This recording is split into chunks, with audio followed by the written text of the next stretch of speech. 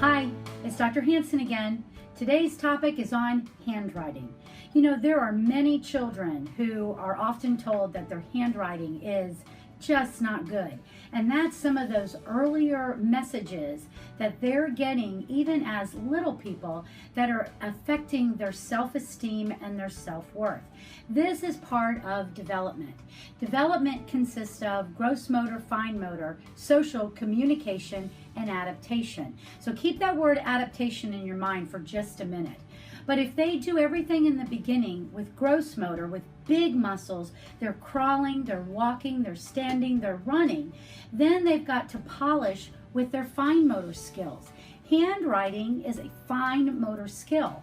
Oftentimes the reflexes, primarily the palmar reflex, if it doesn't integrate like it's supposed to, it interrupts the ability of that child to hold the pencil in that tripod fashion.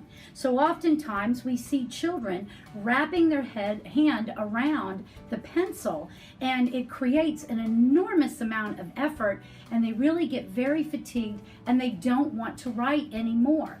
But this isn't something that we should just say adapt and go on to a computer.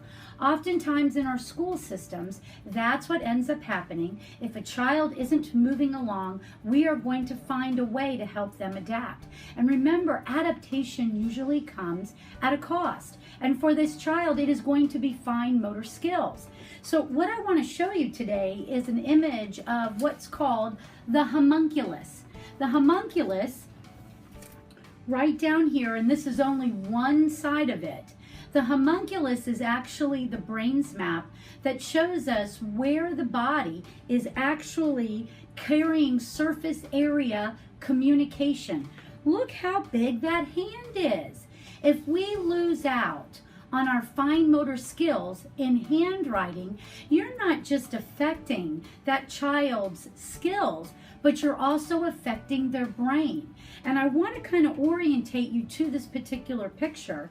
This is your frontal lobe, which has to do with your executive function, which you do not get up into your executive function until you are in puberty.